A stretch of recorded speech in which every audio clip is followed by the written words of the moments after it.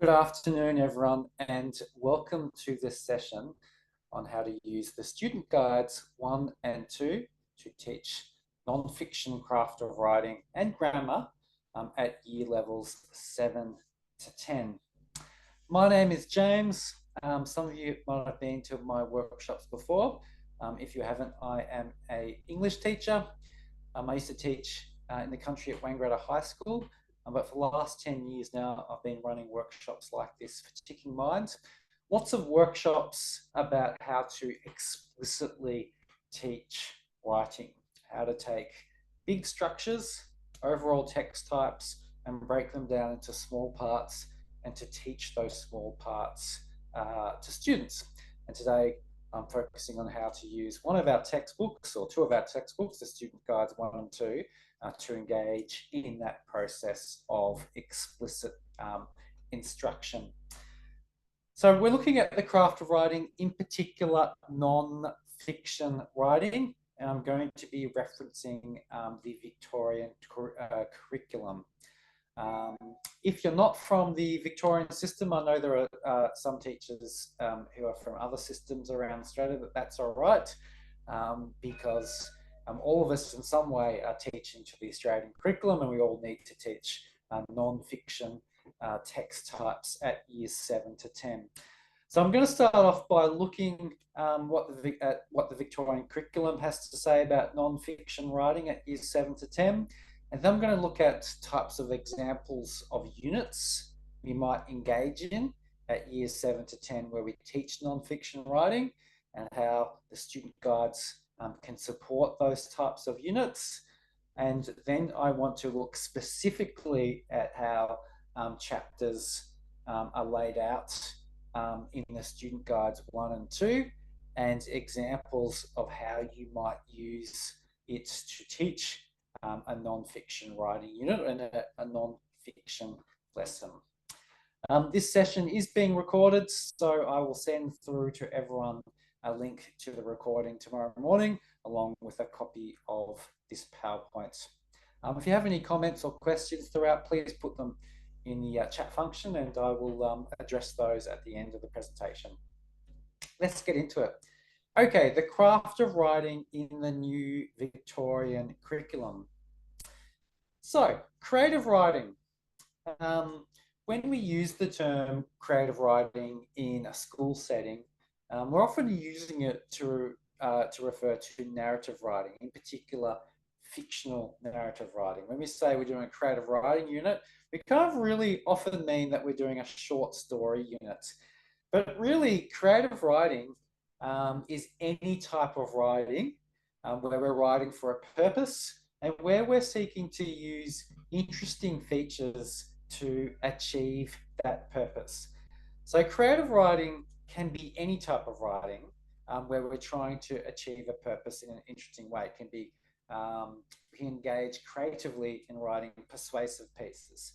We can engage creatively in writing explainer pieces because we're trying to explain information in a way that makes it accessible and engaging for an audience.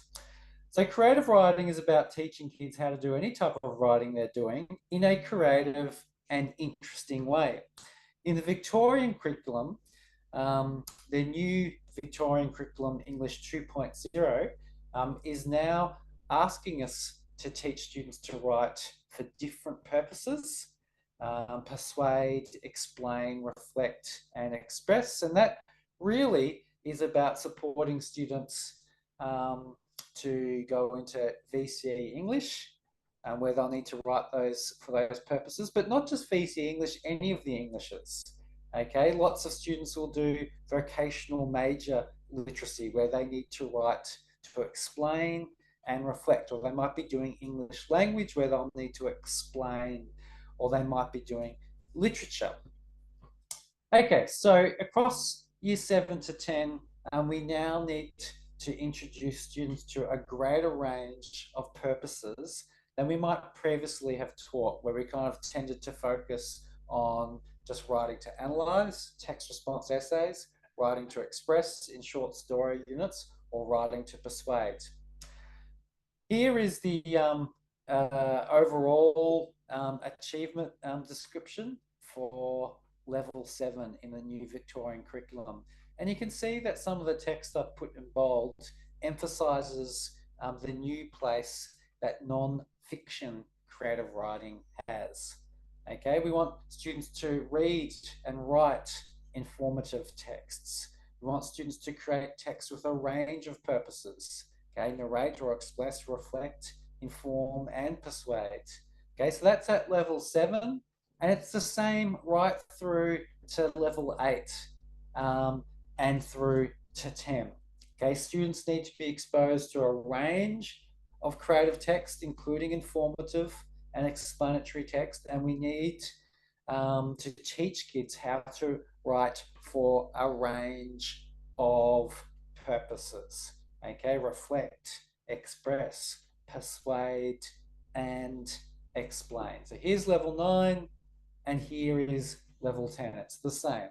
Okay, we need to introduce students to a range of different purposes that they can write with. So that's the kind of big idea behind today's presentation, that creative writing is not just fictional narrative writing. Creative writing is any type of writing where we're trying to get an audience to engage with that piece of writing, and where we need to use features in an interesting way to achieve that engagement. And now in the Victorian curriculum, we need to teach kids to write for different purposes, and we need to get kids to use different features to achieve those purposes. So what types of units could we teach across years 7 to 10 to teach kids to write for purposes other than just short fictional narrative writing? Okay, so at year 7 and year 8, we might do units like writing reviews. That's one of the things that the Victorian curriculum mentions a range of times. We might get our students to do a unit where they write biographies or news reports. Of course, persuasive writing we're always going to do. Those 4 types of writing offer lots of opportunities for students to use a whole range of writing strategies to make those non-fiction pieces interesting and engaging for an audience. And our student guide 1 has chapters on each of those types of writing and breaks those text types into smaller sections so they can be taught explicitly. At year 9 and year 10, you might get students to do a unit where they do explainers. They need to write and explain a blog or the script for explain a podcast. Okay, maybe not even just the script, they might even record the podcast. They could write feature articles or profiles, personal essays or personal columns or personal reflective blogs can be a really interesting unit, or a personal text response to a class text. Okay, those are all non-fiction writing units that students can do at year 9 and year 10, and the student guide 2 has chapters on each of those types of writing. So those are non-fiction unit types that you might do across years 7 to 10.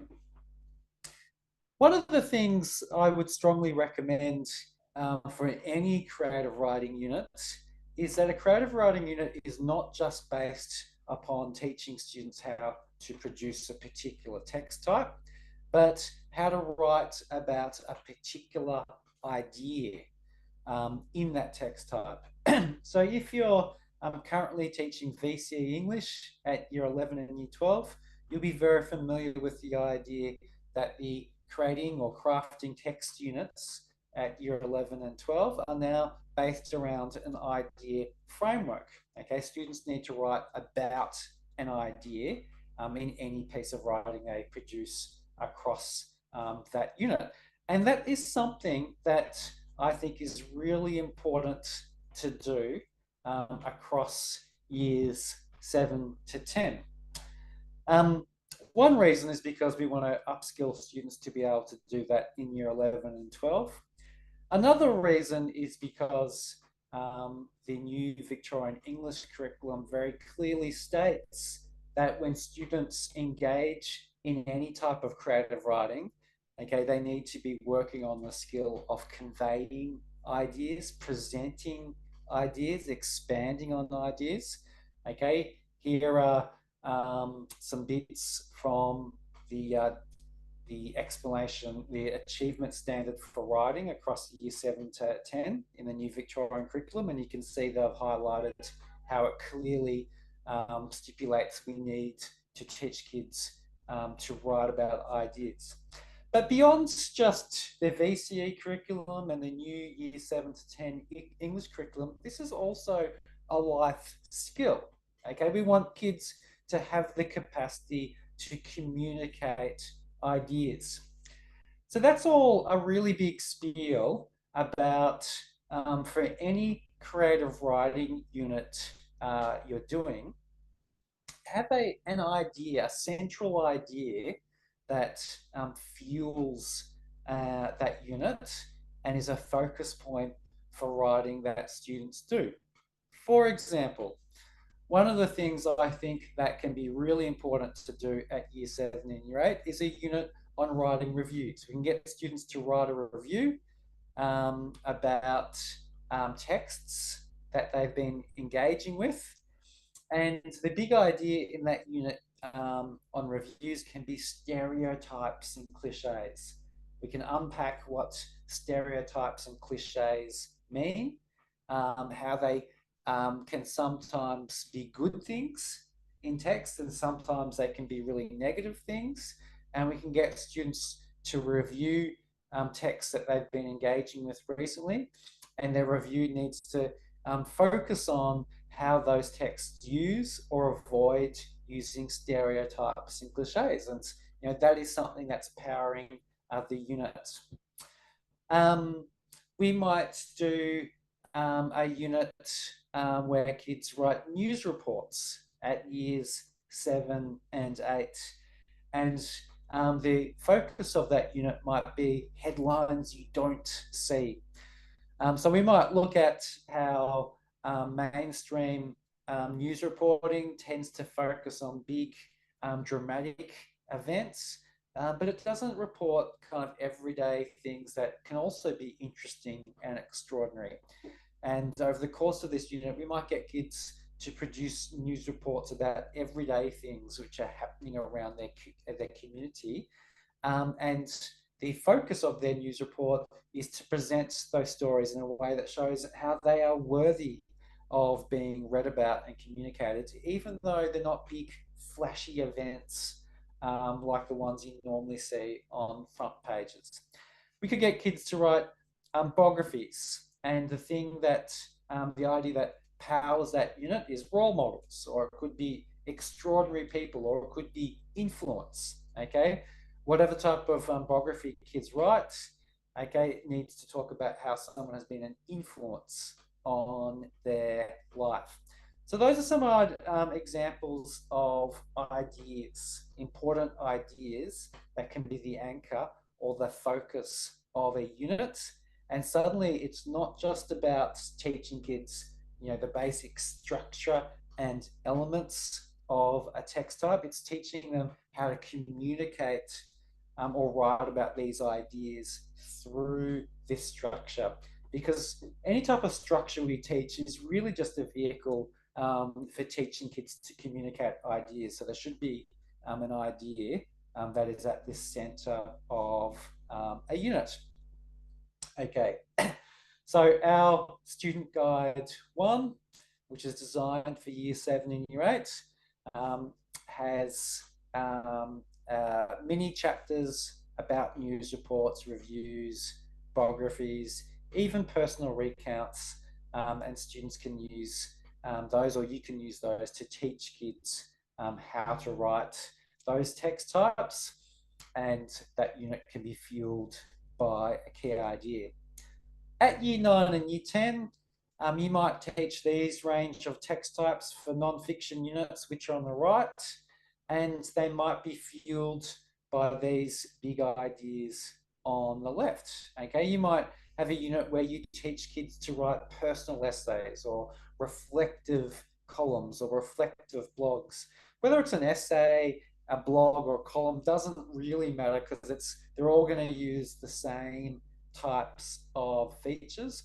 Reflective writing can be really interesting, but it can also be really boring. Um, this is a particularly important type of writing to teach kids at year 9 and 10 because if kids do VCE English, in craft of writing units, they're probably going to gravitate towards doing some type of reflective writing, in particular the English exam. The section B really lends itself to doing reflective writing. And if kids are going to do well, they need to know actually how to engage in writing interesting reflective pieces that don't just come across as a boring list of questions, a boring set of anecdotes, but where they're kind of reflecting in insightful and interesting ways. So you might have a unit in year 9, year 10, which is about turning points and teach kids how to write reflective essays, sharing kind of a turning point in their life. Explainers can be really interesting.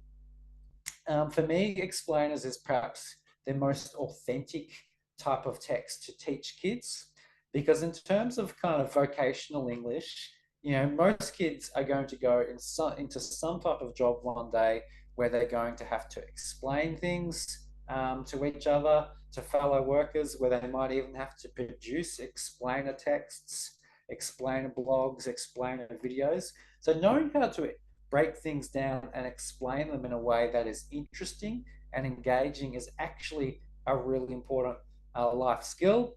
It's a type of writing that we often haven't taught in the past in English, but I think it can be a really interesting and authentic task to do in year 9 and 10. It can set kids up with the confidence to engage in explainer writing at year 11 and year 12, where explain is one of the 4 purposes that they can write with. So you might have a unit where kids produce explainers, and the unit might be called something like "You mightn't think it's important, but." Okay, and kids need to pick out topics which people routinely dismiss or don't think is important, but when you stop and explain it, um, you can see why it's really important.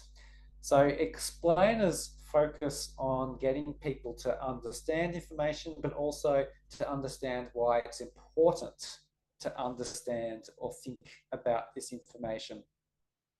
Unlike persuasive texts, explainer texts aren't necessarily concerned with getting an audience to take a particular action or to change their minds. Explainers just want an audience to recognize that something is important to think about and they can understand the things they need to think about and they can go away and make their own decisions. So there are some subtleties in explainer writing that can become apparent over the course of an explainer unit.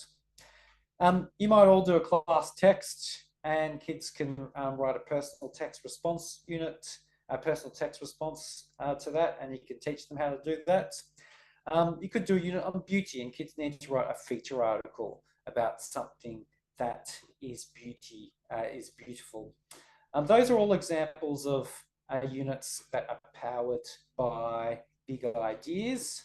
And the student guide too has sections that will allow you to explicitly teach those text types. And if that unit is powered by one of those big ideas that I suggested, or any other idea that you can think of, it makes that unit more meaningful because it's about how to communicate that idea, not just how to mechanically reproduce the elements of a text type.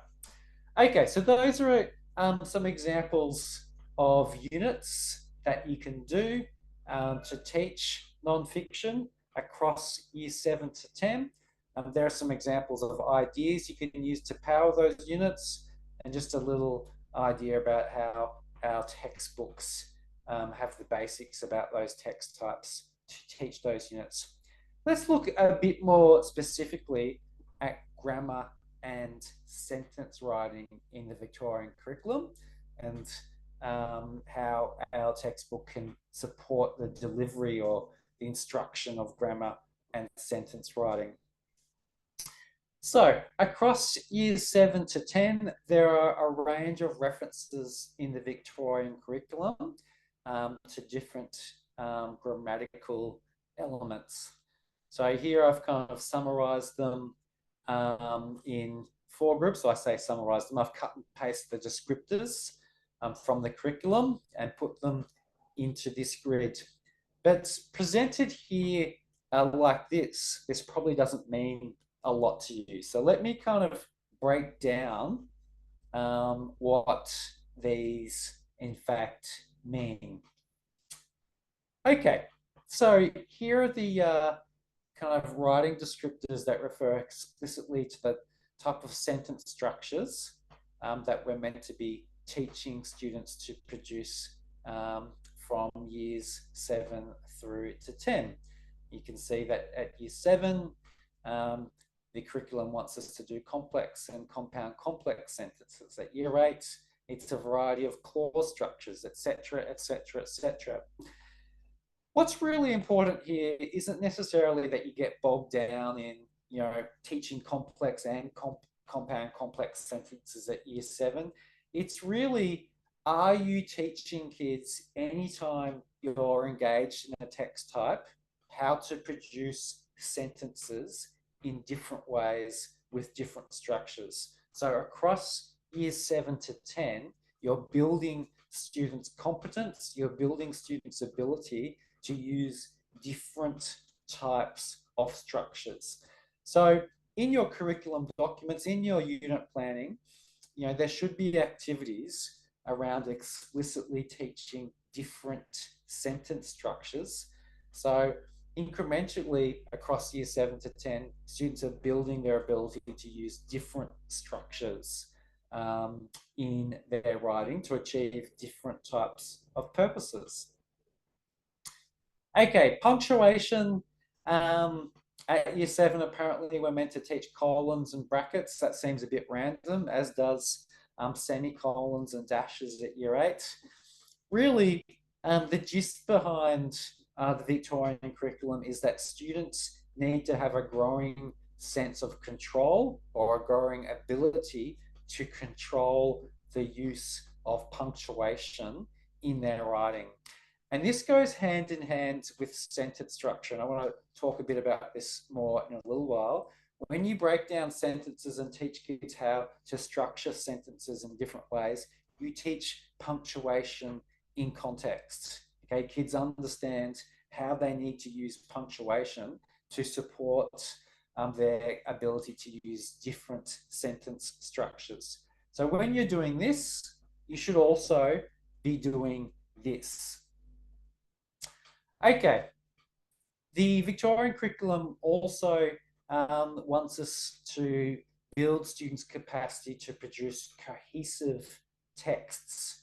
Really, this is about students having a growing ability to use linking words, linking phrases. Okay, we're talking about words and phrases at the beginning of paragraphs, at the beginning of sentences, in the middle of paragraphs that link sentences, that link paragraphs, and punctuation that also helps them achieve clarity and connections between parts of sentences and across sentences.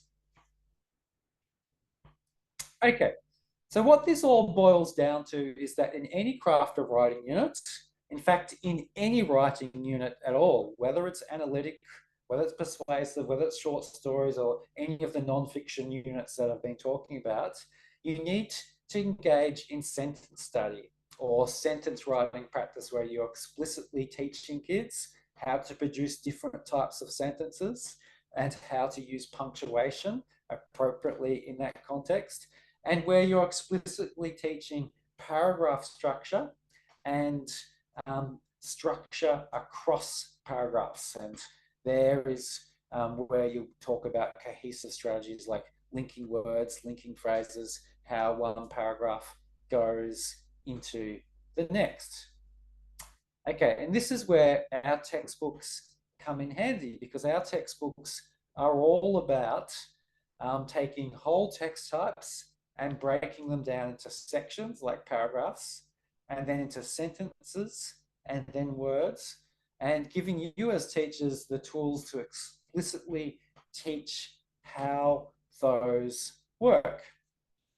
So, for example, here is a bit, this is not a non-fiction, well, it is a non-fiction. This is a bit from our text response chapter in book 1, student guide. Okay, it breaks down a text response essay into sections. Here we've got a body paragraph, and it shows students the types of sentences that you have across this body paragraph. And then over the course of this part of the chapter, focusing on body paragraphs, it looks at each of these individual types of sentences, and it shows students exactly the types of structures they can use to produce those sentences, and the types of words they can draw upon to produce those sentences themselves, including the type of punctuation they need to use in context.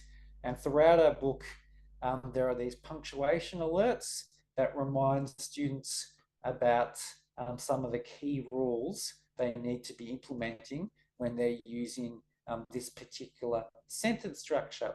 So all of this is set up with activities that allow you to look at some example sentence structures or paragraph structures with students, and then students are scaffolded to have a go writing those types of paragraphs or those types of sentences themselves, typically with sentence starters or vocab they can choose from, like you can see on the bottom right-hand corner here. Here's another example. This is an example personal reflective piece. This is from our student guide 2. So this might be a chapter that you draw upon when you're teaching students how to write personal essays or personal reflective pieces for a unit in Year 9 and 10. So this section focuses on introductions, gives an example of an introduction which it breaks down into sentences. And here you can see students are scaffolded at the bottom of this page to write an opening sentence themselves to their personal reflective piece. Okay, so that's a bit about how the chapters of our books are laid out. They look at a section, they break the section down into sentences, they show students exactly how those sentences work, they set students up with activities to engage in writing those type of sentences themselves, including the type of punctuation they need in the context of that sentence. Let me give you some examples of how you might use this type of approach over the course of a unit or in a particular lesson. So let's say that we're teaching a persuasive writing unit. I might say to students at the start of this unit, okay, kids, during this unit, we're going to be looking at persuasive writing, and we're going to be looking at persuasive writing one section at a time. Okay, so rather than here's a whole persuasive speech, off you go, come up with your ideas, draft a whole persuasive piece. We're going to be coming up with some ideas that we want to persuade people about. But then we're going to be looking at just openings, and then we're going to be having a go writing an opening or a couple of different openings to our persuasive piece. Then we're going to look at bodies, and we're going to have a go writing body paragraphs, and then we're going to have a go looking at closings. So this is a really important approach. Often we overwhelm students by let's look at a whole mentor text and then let's have a go doing a whole draft. But if you go through and break a text type down to sections, you can teach one section at a time and get students to have a go at just that section. So I've introduced this to students, and I might say, okay, today we're focusing on our openings. Last lesson or of the previous lessons, we come up with ideas and arguments that we're going to use in our own persuasive piece, let's actually have a go at writing an opening. So we're going to have a look at a couple of different ways of opening a piece, and then you're going to choose one way to begin with. Okay, let's first have a look at the opening on the left-hand side. And I would read that through with students. I would point out some features. I might show them how I would have a go producing a version of that about a topic I'm interested in arguing on. Then I would go through the way of opening a piece on the right-hand side.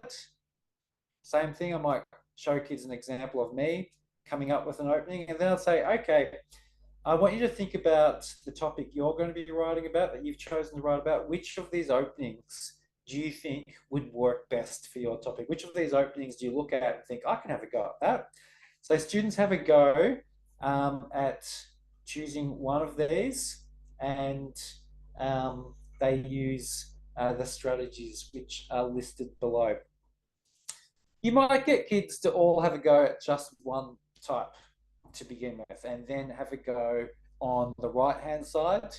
I like giving kids a choice because that is an important process to go through as a writer. Students need to have the capacity to think about, these are a couple of ways I could start this piece. Which way am I going to use? And making that choice is an important part of being a writer. So students choose one and have a go. And then you might say, okay, let's try doing it in a different way. Let's try doing it in the other way. So a persuasive writing chapter has a range of ways you can open a persuasive piece. I'm showing you just two. There's about 4 or 5 in both book 1 and book 2. And so it's a good opportunity for students to experiment, to choose and experiment with a way of writing an opening rather than you just teaching them one way of doing it. So that's a kind of, a way that you might teach text types across a unit, to introduce a section one at a time, show students different ways of structuring that section, and you can use that textbook to do that, get kids to have a go doing that, experimenting with using that feature. Let's look a bit more closely at how you might use it in a particular lesson.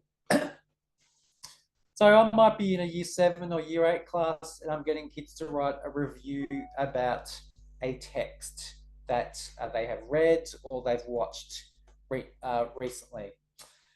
So I might say to students, okay, today we're just going to write an opening to our review. So flip over to page 67. We're going to be looking at some example opening sentences to our review. Let's have a look at some of these example sentences. As an avid reader of dystopian fiction, I was excited to read The Hunger Games. Whenever our textbook shows students sentences, it breaks those sentences into parts for a few reasons. Firstly, you can point out the different elements of those parts of the sentence, okay? Secondly, it makes it easier for students to see how the sentence works. And thirdly, it means that we can set up kind of very scaffolded and structured activities or word lists where kids can have a go constructing their own sentences. Whenever you can, it's good to kind of ask kids about some parts of a sentence. For example, why is it important to use a comma here? Why does the comma add to this sentence or make it clearer? And I'll have more to say about that in a second. So I can point out this sentence and then say, okay, I'm going to have a go using some of the sentence starters down below to construct my same sentence.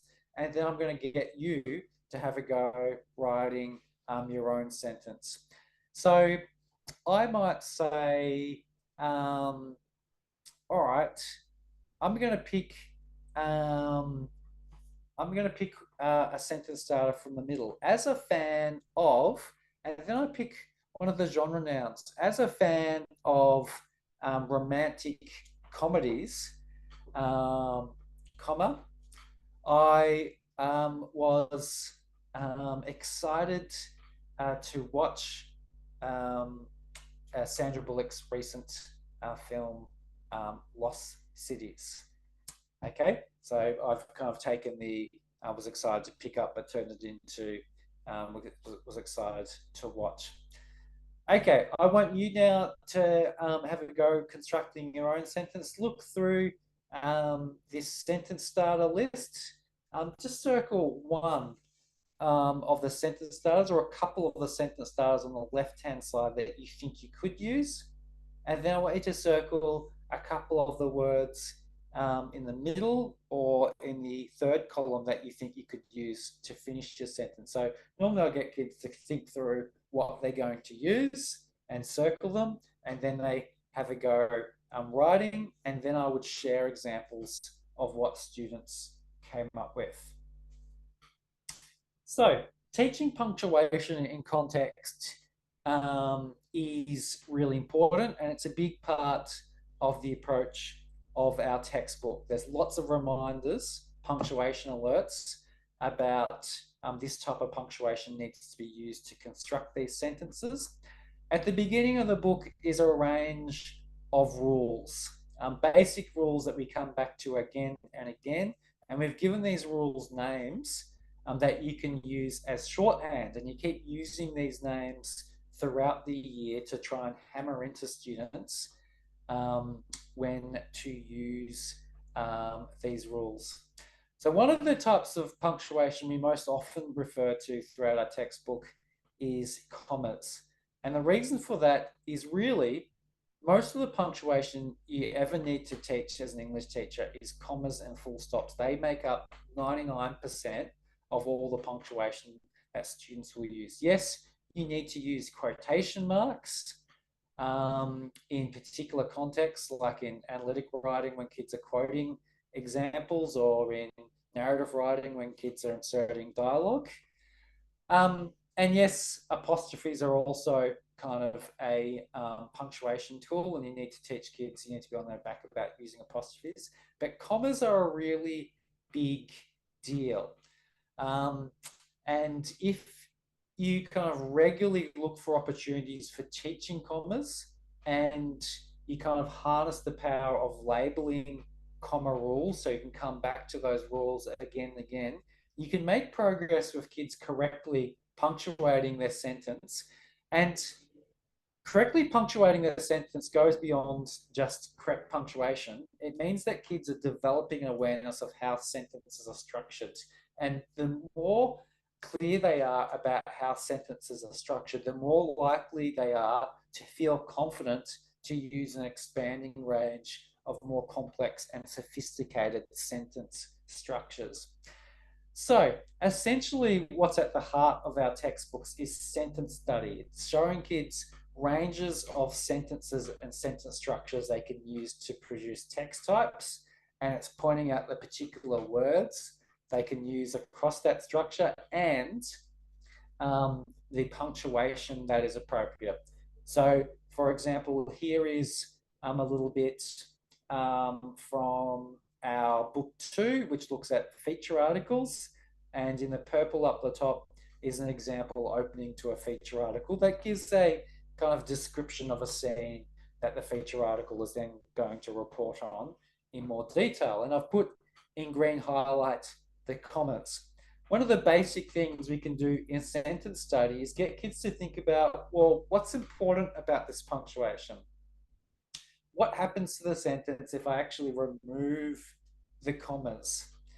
I've rewritten the sentence without commas below, and we can get kids to think about and give me some comments about what happens when we remove the commas. And this is a basic sentence study procedure, showing students a sentence written in one way, show a sentence written, or show them a reworked version of that sentence, and might be changing words if that's what you want to point out, or might be changing the punctuation. In this case, if that's what you want to point out and get kids to think about what happens when you change this element.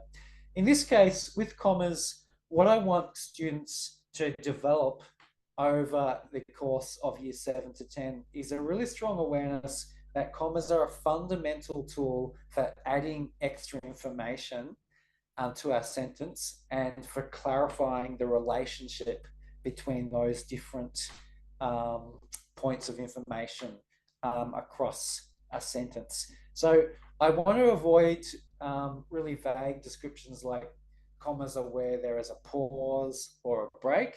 Okay, and I want to have a more technical discussion about it so students develop a stronger awareness of structurally how sentences work. Okay, let me give you another example. You know, back in our review class in year 7 or year 8, I might say today, we're working on developing or giving an insightful opinion about the text that we're reviewing. Last lesson, you had to go writing a paragraph where you gave your opinion about the plot. Today, what I want us to do is have a go rewriting that paragraph, and we're going to look at pages 135 to 6, and I want you to think about the word lists, and I want you to think about how you might use some of those words on the word list to improve some of your word choice. So sometimes our textbook is not something that you use first. It's actually you get kids to have a go doing some writing, and then you go to our textbook and you get them to think about how they can use word lists or some of the sentence structure breakdowns as a way of revising what they have already done. One of the things that I really like about our textbook is it shows kids how to write a couple of sentences in a row. One of the things that you've probably said a lot of to students over the years when you give feedback is they need to add more detail. And really, at the heart of students' capacity to elaborate in their writing is having the skill to write 2 or 3 sentences in a row about, you know, the one idea they're focusing on.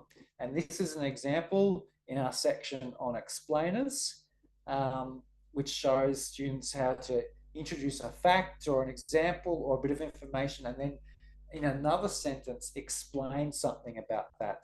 And that's a skill that kids often really lack in persuasive writing, where they give lots of facts but never actually elaborate or explain what they mean. And that's definitely something you want to do in explainer writing. So I might spend 15 or 20 minutes in my lesson in getting kids to write 2 or 3 sentences about a single fact. So I might give them a range of facts. They need to introduce that fact and then write 1 or 2 more sentences elaborating on what that fact means or what it shows us or why it's important. So we get a lot of drills. Kids get a lot of drills or practice in that elaboration. Okay, it's nearly time for me to come to an end.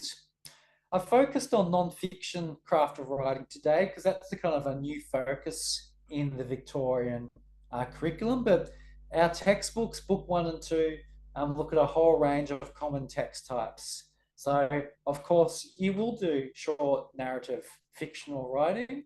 We've got a whole big section about creative writing that shows kids lots of different types of sentences and openings and bodies they can use in creative writing. We've got chapters about text response. We've got a chapter about poetry analysis. So the year 7 part of Victorian Curriculum says that we should teach kids poetry.